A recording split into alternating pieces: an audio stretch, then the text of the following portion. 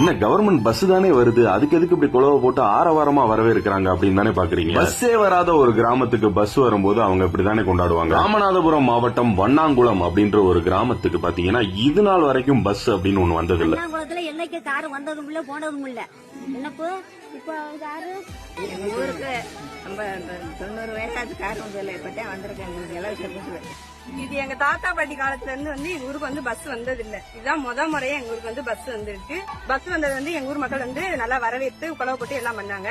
அதனால இந்த பஸ் வசதி ஏற்படுத்தி கொடுத்த போது தமிழ்நாடு முதலமைச்சருக்கும் வனத்துறை அமைச்சர் ராஜகண்ணப்பனுக்கும் ரொம்ப நன்றி. அதாவது பஸ் ஒரு ஊருக்கு எவ்வளவு முக்கியம் அப்படின்றது அவங்க முகத்துல உள்ள சந்தோஷத்தை பார்க்கும் போதே உங்களுக்கு தெரியும். எல்லாரையும் பாருங்க, ஏதோ சாமி வந்த மாதிரி, சாமி வரம் கொடுத்த மாதிரி குழவை போட்டு கையெடுத்து கும்பிட்டு கொண்டாடுறாங்க. நம்ம ஒரு தனி கிராமமா இருக்கும். அந்த பஸ் வசதி இல்லாம அந்த ஊருக்கு அந்த கனெக்ஷன் கட்டாயி போய் கிடக்கும். அந்த பஸ் வசதி கிடைக்கும் போது ஒரு கொண்டாட்டம் இருக்கும் தெரியும். அதை நீங்க இந்த கர்ணன் படத்துல பாத்திருப்பீங்க. அந்த ஊருக்கு அந்த பஸ் வசதி கிடைச்சதுக்கு அப்புறம் அவங்க திருவிழா மாதிரி கொண்டாடுவாங்க. கிட்டத்தட்ட இந்த வீடியோ பார்க்கும்போது அந்த சீன் ரீக்ரியேட் ஆகுற மாதிரியே இருக்கு.